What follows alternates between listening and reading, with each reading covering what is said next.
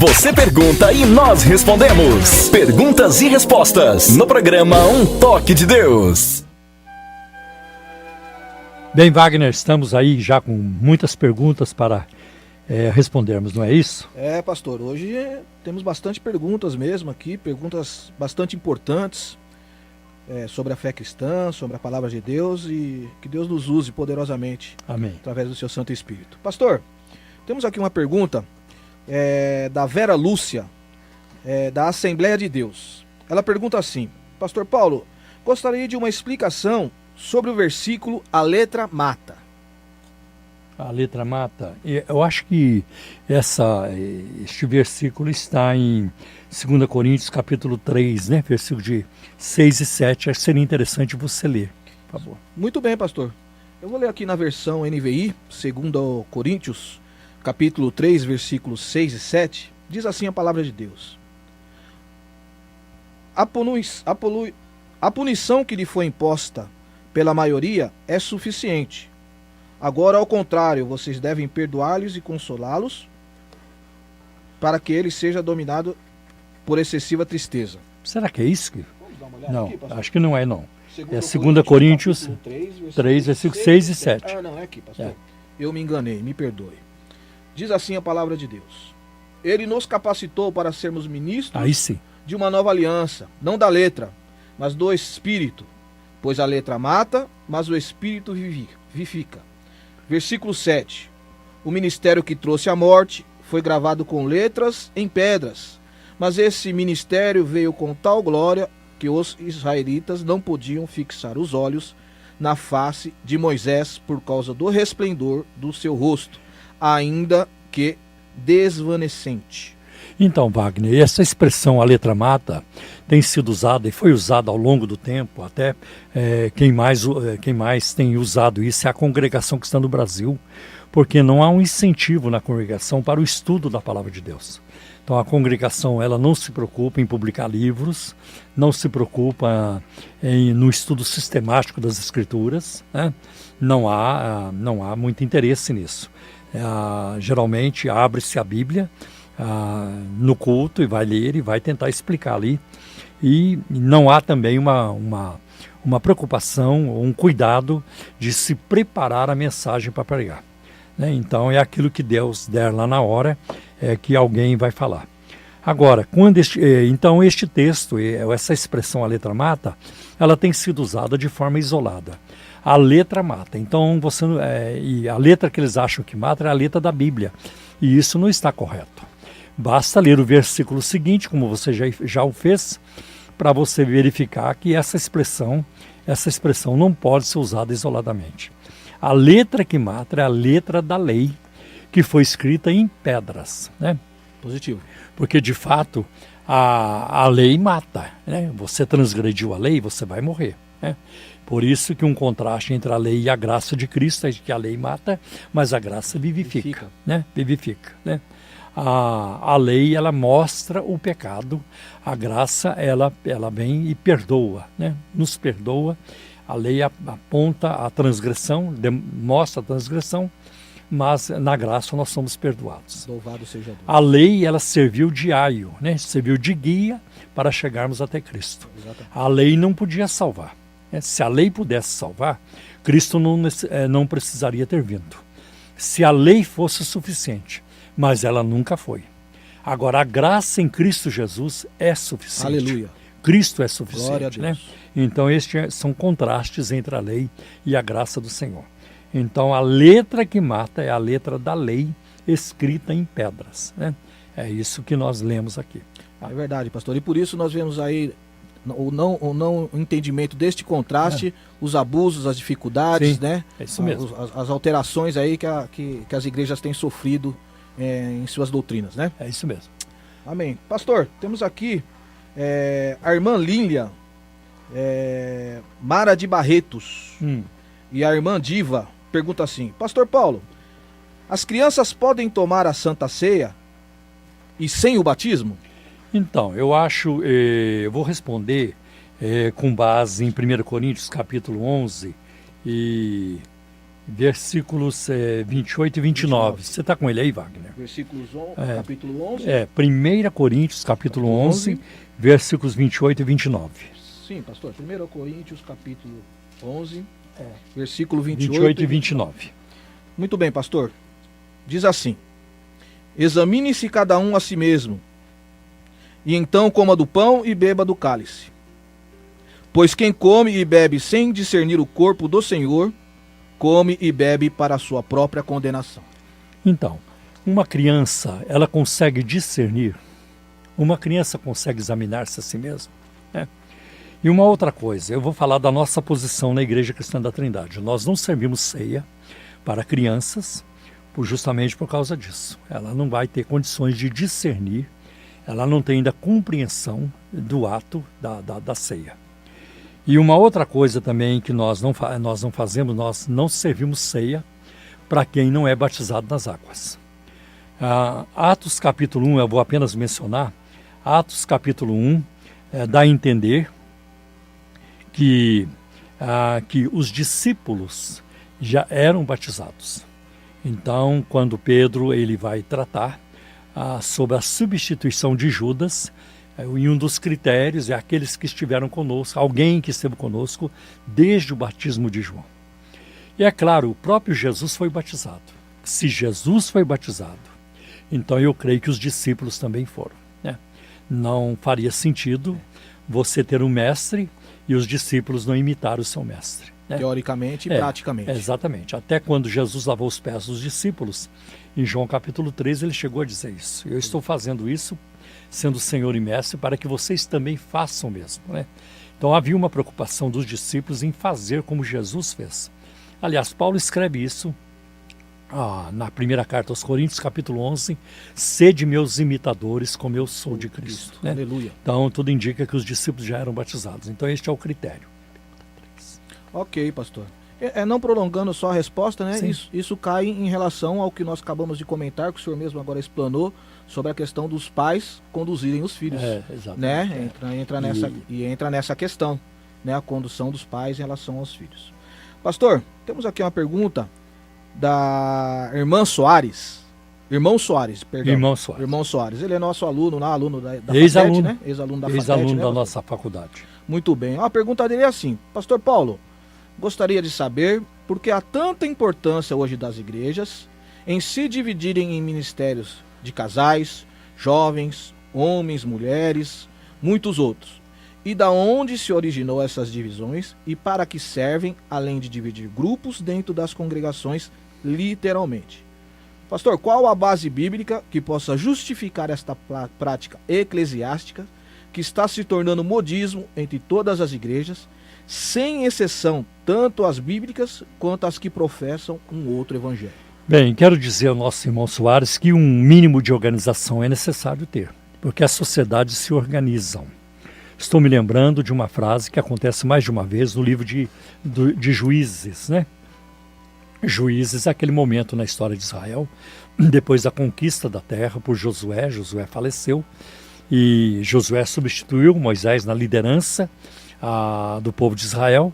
E quando ele morre, então, entra o período dos juízes.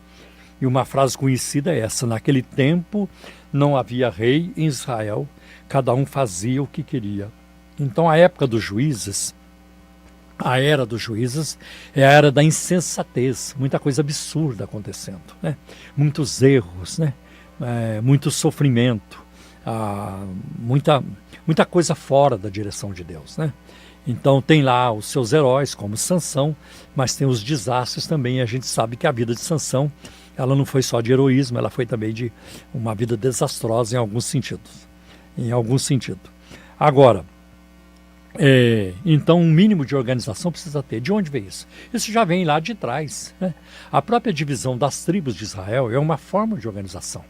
A própria orientação que Deus deu a Moisés, que a tribo de Levi, ela não receberia herança no meio do povo de Israel, porque ela ia se dedicar totalmente ao sacerdócio, foi uma forma de organização que a tribo de Levi seria sustentada pelas demais tribos. Então essa é uma forma de organização, né? Então quando a gente vê, por exemplo, a própria construção do tabernáculo no deserto, não foi um homem só que fez tudo. As tarefas foram divididas e assim por diante, né? E mesmo a gente vai vendo isso acontecendo. Quando você olha para o reinado de Davi, os valentes de Davi, cada um tinha uma função. Tinha uma pessoa para cuidar da música, tinha uma pessoa para cuidar da comida, tinha uma pessoa tinha uma pessoa só para cuidar do azeite. Exatamente. O azeite. Então ele cuidava, porque o azeite ele era importante não apenas para a comida, mas também para a iluminação da cidade. Né? Então tinha que ter uma organização. Temos os músicos lá, né? Exato. A construção do templo de Salomão não foi uma bagunça. Sim. As tarefas foram distribuídas, né? E aí quando prosseguimos no Novo Testamento, veja no livro de Atos a organização da igreja. Em Atos capítulo 6 foi quando a igreja então estabeleceu a diaconia, os primeiros diáconos. Por quê? A instituição dos diáconos. Porque havia uma falha na distribuição de comida entre as viúvas, né? No meio da igreja. Então os apóstolos disseram, nós não vamos cuidar disso, nós não temos condições de cuidar. Então eles separaram, né, apontaram alguns homens, Estevão estava no meio, para cuidar dessa parte. Olha o que os discípulos colocaram para a igreja. Nós vamos cuidar da oração e da palavra, nós não vamos nos envolver com isso. Essa foi uma forma de organização. Então você vê que uma estrutura eclesiástica começa a surgir ali. O próprio Jesus escolhendo os 12 apóstolos, designando as tarefas. Aí geralmente o Judas tinha uma tarefa diferente dos demais, né? Então a gente vê um mínimo de organização acontecendo, né?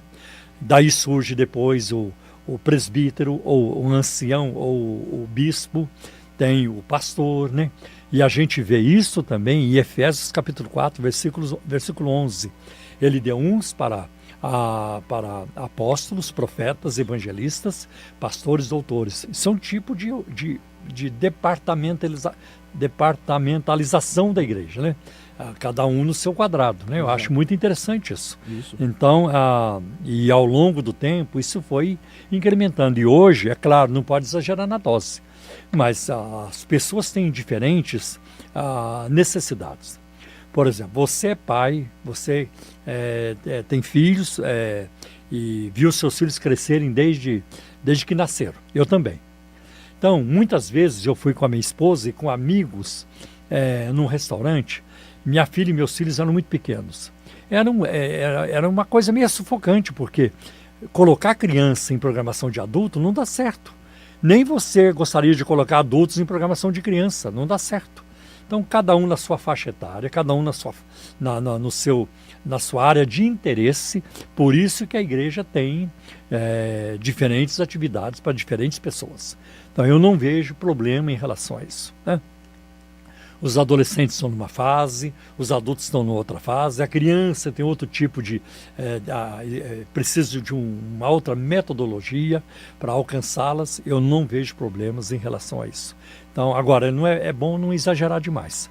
O erro está quando alguns querem transformar a igreja numa empresa, né? Tem que ter um mínimo de empresa? Tem que ter, senão não se organiza. A igreja é uma organização. Mas a igreja também é uma missão de Deus, é a Missio Dei, é a missão de Deus. E ela não é regida apenas pelas leis do mercado e nem pelas leis empresariais. Não, ela é regida também por leis espirituais, né? por leis bíblicas. E isso é que vai facilitar o trabalho da igreja, né? A primeira direção da igreja é dirigida pelo Espírito Santo de Deus. Por exemplo, numa empresa, a prática do perdão ela não é muito enfatizada, né? Quando um patrão ele não gosta do empregado, ele manda embora, né? O pastor não pode fazer isso, né? O pastor não pode ficar mandando as ovelhas embora da igreja, né? Então, uma ovelha está dando trabalho, o pastor vai ter que cuidar dela, né? Até ajudá-la a crescer e assim por diante, né? Então, é nesse sentido. Acho que muito bem, pastor. Foi bastante grandes exemplos aí, liquidando essa pergunta aí, né? Muito bem. Pastor, temos uma pergunta aqui de Jonas O irmão Jonas pergunta, ele só não escreveu aqui do local que ele fala, mas é uma pergunta bastante interessante, pastor. Pastor Paulo, pode-se afirmar que os apóstolos tinham a consciência de que seus escritos tinham o mesmo peso das escrituras para a igreja? Creio que é possível, sim. Creio que é muito possível. E um texto que a gente precisa prestar bastante atenção e que mostra isso, eu creio com muita clareza, é de Efésios capítulo 3 e o versículo 5. Você tem ele aí? Pastor. Tenho sim, pastor. Aqui na NVI, novamente, diz assim na palavra de Deus, Efésios capítulo 3, do versículo 5. Esse ministério não foi dado a conhecer aos homens de outras gerações, mas agora foi revelado pelo Espírito aos santos apóstolos e profetas de Deus. Então, eu vejo aí o apóstolo Paulo colocando os apóstolos do Novo Testamento no mesmo nível dos profetas do Antigo Testamento, né? Eles falaram a palavra de Deus. Então este texto, para mim, mostra claramente que os apóstolos, o apóstolo Paulo, ele tinha consciência de que o que eles escreviam era inspirado por Deus. Aleluia. Né? Tanto que ele usa isso várias vezes. O evangelho que eu vos prego, eu não recebi de homem algum, eu recebi diretamente do Senhor. Né? Então Paulo tinha consciência de que aquilo que ele escrevia às igrejas era a palavra de Deus. E quando ele tinha dúvida, ele também não escondia. Tem um momento que ele escreve assim: isso digo eu, não o Senhor. Isso é uma opinião minha, Deus não me falou nada sobre isso. Eu acho muito bonito essa como é que eu digo? Não, tem um termo que eu esqueci. Eu acho muito bonita essa veracidade de Paulo, né?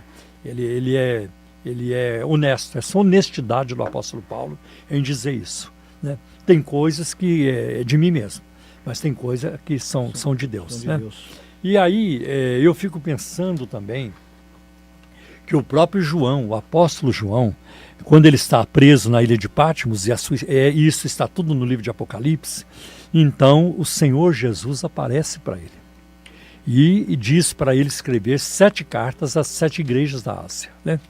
O que você vai ver, você escreve e envia às igrejas. Então a gente vê isso, por exemplo, em Apocalipse capítulo 1, né?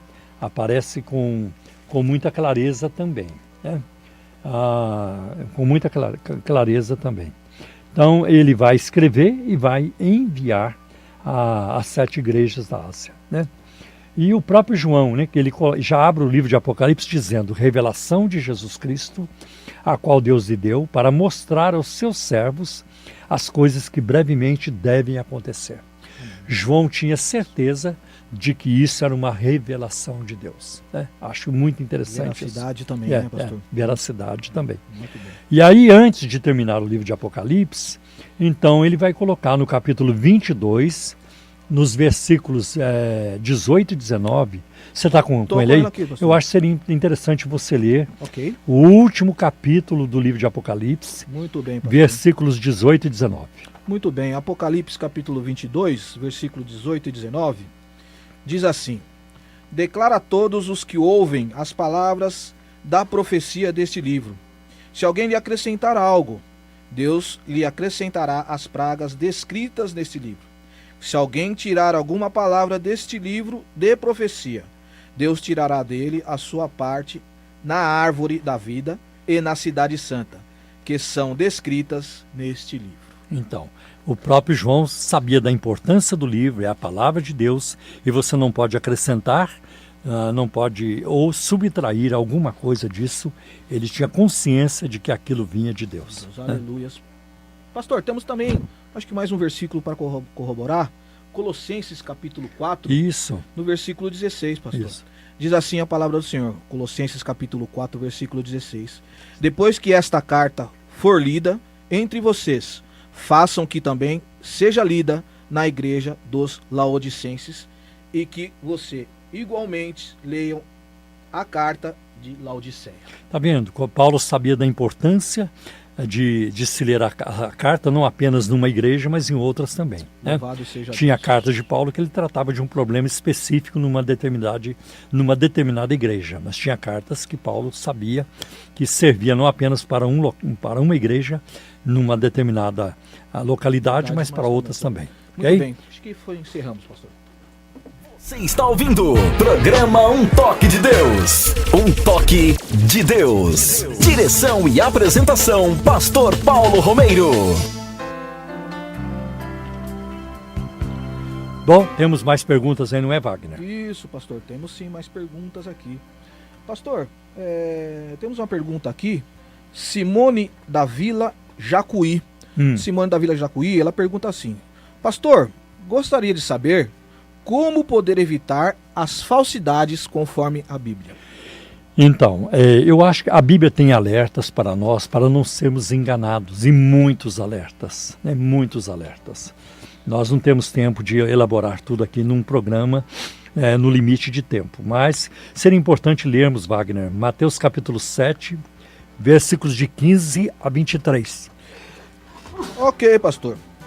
Então vamos ler aqui Evangelho de Mateus, capítulo 7, a partir do versículo 15. Cuidado com os falsos profetas. Eles vêm a vocês vestidos de pele de ovelhas, mas por dentro são lobos devoradores. Vocês os reconhecerão por seus frutos. Pode alguém colher uvas de um espinheiro ou figos de ervas daninhas? Semelhantemente, toda árvore boa dá frutos bons, mas a árvore ruim dá frutos ruins. A árvore boa não pode dar frutos ruins, nem a árvore ruim pode dar frutos bons. Bem, Wagner, qual seria o versículo seguinte que você ia ler? Muitos me dirão naquele dia, seria? Não, esse ainda aqui. Todos que produzem bons frutos é cortado e lançado ao fogo. Ok. Assim, pelos seus frutos, vocês os reconhecerão. Então, agora seria, muitos me dirão naquele dia, não seria? Mas vamos fazer uma pausa aí, por gentileza. Interessante o que Jesus coloca: por seus frutos os conhecereis. Né? Qual é o fruto do profeta? O fruto é o fruto da palavra. Como é que nós julgamos o profeta? Nós julgamos de duas formas: o fruto da palavra e o fruto da vida do profeta. O que ele fala está de acordo com a palavra de Deus? O que ele fala está de acordo com a palavra de Deus? E o que ele vive, a vida que ele vive, está de acordo com aquilo que ele fala? Às vezes uma pessoa tem uma vida correta, mas o que ela fala não está de acordo com a Bíblia. Então você vai encontrar até membros de seitas, pessoas que fazem caridade, pessoas que são honestas, pessoas que são éticas, mas o que elas creem é contrário à palavra de Deus, não bate com a palavra de Deus. Tem aquelas que negam a divindade de Cristo, tem aquelas que negam a veracidade da Bíblia, tem aquelas que negam a existência do inferno, que negam a Trindade, né? A doutrina Pai, Filho e Espírito Santo. Né? Então tem várias doutrinas que são fundamentais ou que negam a ressurreição de Cristo, que ele ressuscitou fisicamente dentre os mortos. Tá? Então as pessoas são éticas, as pessoas são bondosas, mas elas têm uma doutrina contrária à palavra de Deus. E tem o contrário.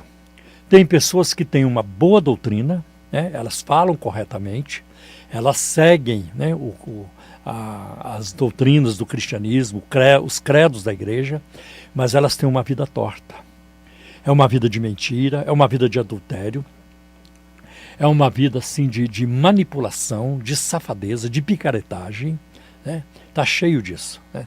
Agora mesmo, essa semana, nós estamos aí nos preparando para colocar o ar-condicionado lá na nossa igreja. Né? Aí recebemos lá uma empresa muito confiável e estamos negociando também o forro da igreja, porque tem que colocar o forro para poder colocar o ar-condicionado. Né?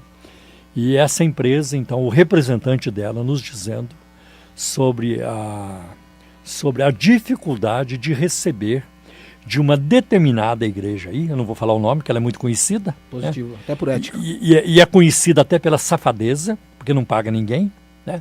É um calote depois do outro, né? E ele dizendo da dificuldade, eu falei, mas peraí, você já não sabia? Você já não sabia que essa igreja não paga ninguém? O mercado já sabe disso, as pessoas evitam fazer negócio com essa igreja. Agora, por que essa turma age dessa maneira? Então, a prática é uma prática assim, do inferno, quando você age dessa maneira, o mau testemunho que se dá, a dificuldade para a pregação do evangelho, quando alguém que não conhece o mundo evangélico faz essa leitura. E é isso que é ser evangélico? É dar calote, é não pagar, é não cumprir com seus compromissos. É muito complicado isso. Então Jesus alertou. Às vezes tem uma pessoa com um bom comportamento, a doutrina está errada, e às vezes a pessoa está com a doutrina, mas não tem um bom comportamento. Por seus frutos os conhecereis. Tem que juntar os dois. A Bíblia, não basta crer nela, é preciso vivê-la, é preciso obedecê-la. Isso é indispensável. Regra de fé e prática. Isso é mais importante que orar em línguas. Isso é mais importante do que profetizar. Isso é mais importante do que expulsar demônio. Isso é mais importante do que operar milagres, curar os enfermos. Aí vem. Agora, eu já falei, agora olha só o que você vai ler na sequência. Isso, é no versículo, o senhor tinha falado, mas é no versículo 22, viu, pastor? Tá. Muitos me dirão naqueles dias, Senhor, Senhor, não profetizamos em teu nome? Em teu nome não expulsamos demônios? E não realizamos muitos milagres? Então eu lhes direi claramente, nunca os conheci. Afastem-se de mim, vocês que praticam o mal. Praticam o mal. Olha que interessante, essas pessoas demonstram alguma familiaridade com Jesus, porque o chamam de Senhor. Senhor, Senhor, em teu nome não profetizamos? E essas pessoas tinham um ministério de sucesso. Um ministério onde tem milagres, não fizemos muitas maravilhas. Um ministério onde eles demonstravam exercitar o dom espiritual, não profetizamos. E um ministério de poder, parecia que era um ministério de poder. Não expulsamos demônios. E o que Jesus disse para essa gente? Eu nunca conheci vocês. De que adianta tudo isso? De que adianta curar enfermos? De que adianta profetizar e expulsar demônios? Se não conhecem o Senhor. É verdade. E aí, Wagner, eu me lembro de João Batista. A Bíblia diz que João não fez milagre algum. Hoje, muita gente dessa turma aí olharia para João Batista dizendo, esse homem é um fracassado. Esse homem está com nada. Esse homem é um homem frio. Esse João Batista é um homem caído. Tem milagre, não tem milagre no ministério dele, Porque o que a turma gosta de gritar hoje é esse. Aqui tem milagre, o homem dos milagres. João não poderia dizer isso. Mas a Bíblia dá um testemunho sobre João, e o próprio Jesus deu testemunho. João nunca fez milagre algum, mas tudo que ele falou era verdade. Agora, eu não estou com isso aqui diminuindo a importância dos milagres. Eu creio em milagres. Eu sou pentecostal. E para mim a definição de pentecostal, uma das definições é alguém que crê em milagres. Amém. Para mim é uma contradição. Alguém que se considera pentecostal, mas não crê em milagre. Para mim é uma contradição. Agora, eu não estou com isso diminuindo a importância dos milagres. Eu quero ver milagres. Eu creio em milagres. Eu oro pelos enfermos. Eu já tive muitas experiências de exorcismo, de expulsar demônios. Muitas. Ao longo da minha vida. Então, eu sei do aspecto sobrenatural da pregação do Evangelho. Não desconheço essa parte. Preciso conhecer mais. Mas o que eu conheço é suficiente para que eu possa dizer que eu sou um pentecostal. Então não adianta. E o que Jesus diz a eles? Apartai-vos de mim, longe de mim, vocês que praticam a iniquidade. Então tem uma forma de profecia, tem uma forma de exorcismo, expulsão de demônios, tem uma forma de demonstração de poder, tem uma forma de milagres que Jesus chama de iniquidade. Então a gente precisa tomar cuidado. E eu quero ainda mencionar para a nossa irmã Simone, lá da Vila Jacuí, dê uma olhada, preste atenção em Atos capítulo 20, versículo de 28 a 31. né? Não vou ler, mas diz assim, né? Paulo exortando a igreja, os líderes de Éfeso quando ele estava em Mileto, né? Eu sei que depois da minha partida entrarão no meio de vós lobos cruéis que não perdoarão o rebanho, e que dentro de vocês mesmos se levantarão homens perversos para atrair os discípulos após si, com palavras fingidas. E aí Paulo diz, por isso encomendo-vos a Deus e a palavra da sua graça. Existe um meio de você combater a falsidade, de se livrar dela, é lendo a palavra de Deus, é conhecendo a palavra de Deus, né? E Pedro também, na sua segunda carta, capítulo 2, versículos de 1 a 3, preste atenção neste texto. Pedro, ele alertou os irmãos, dizendo que assim como surgiu no meio do povo falsos profetas, no meio de vocês também surgirão falsos profetas, falsos mestres, que introduzirão sorrateiramente no meio de vocês heresias de perdição.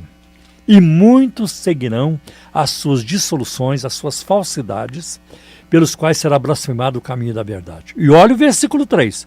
Olha aí a dica. Olha aí a senha. E por dinheiro, e por causa do dinheiro, farão de vocês negócios com palavras mentirosas. Corra, fica longe de igreja que só fala em dinheiro. Fica longe de pregador, fique longe de programa de rádio que só fala em dinheiro. Tá? Eu conheci um programa de rádio que era dinheiro do começo ao fim, ele não conseguia falar outra coisa. Se alguém não tem dinheiro para fazer um programa de rádio, então não faça, né? Não faça o programa. Porque se é para falar em dinheiro o tempo todo, então, meu filho, saia do rádio, vai pregar o evangelho em outro lugar. Não é possível que alguém vai para um programa de rádio com a intenção de pregar a palavra de Deus e não fala outra coisa a não ser dinheiro do começo ao fim. Está errado, né? Então, aí alguém pode dizer, mas o senhor também falou. Falei sim. Mede aí quanto tempo nós falamos em dinheiro.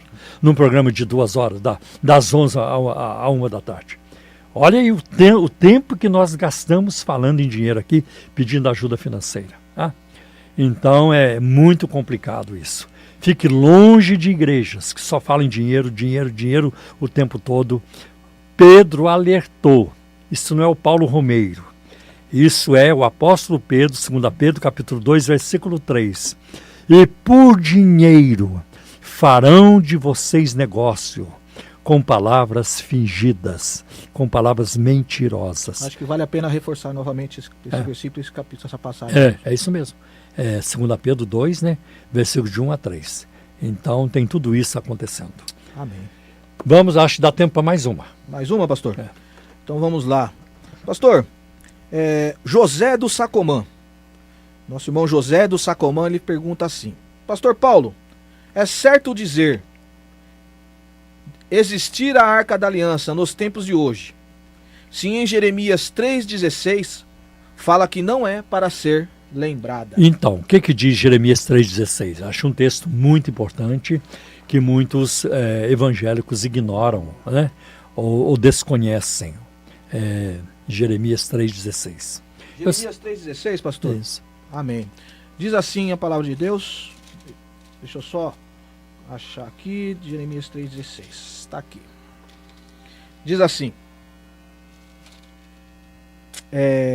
quando vocês aumentarem e se multiplicarem na sua terra, naqueles dias, declara o Senhor, não dirão mais a arca da aliança do Senhor. Não pensarão mais nisso, nem se lembrarão dela. Não sentirão sua falta e nem se fará outra arca. Então, a arca da aliança desapareceu, como também a serpente de bronze nos dias de Ezequias, chamada Neustã, desapareceram para que não se tornassem uma idolatria no meio do povo de Israel. Tá? E agora, nos últimos anos, eu creio que mais a partir da década de 70, 1970 para cá, começou uma febre no meio da igreja evangélica de judaização. Essa tentativa de voltar ao Antigo Testamento, de celebrar festas judaicas, de se batizar no Rio Jordão como se o batismo que ele fez aqui no Brasil, em nome do Pai, do Filho e do Espírito Santo, não tivesse validade. Ou então você vai encontrar em muitas igrejas hoje, no púlpito, a bandeira de Israel. Depois vai encontrar o shofar, mezuzá. Vai encontrar um punhado de coisas, o candelabro, né? E assim por diante.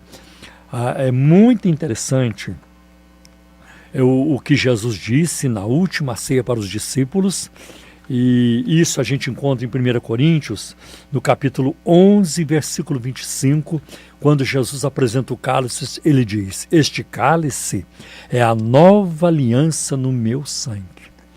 Ora, esses crentes não estão na nova aliança? Para eles o sangue de Cristo não tem valor?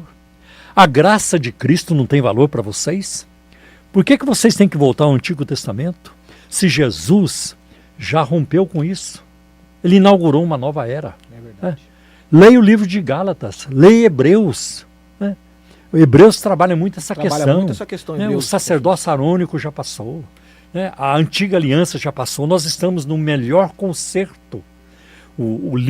A carta aos Hebreus emprega isso, tanto que um termo, o advérbio comparativo melhor, aparece várias vezes na carta aos Hebreus. Uma melhor ressurreição, um melhor conserto, uma melhor esperança. Por que vocês querem voltar lá, de onde Cristo nos libertou? Prestem atenção quando vocês celebram a ceia do Senhor. Este cálice é a nova aliança no meu sangue. Aleluia. E a gente vê o livro de Hebreus trabalhando isso, que o sangue de bodes e ovelhas não tirava um pecado.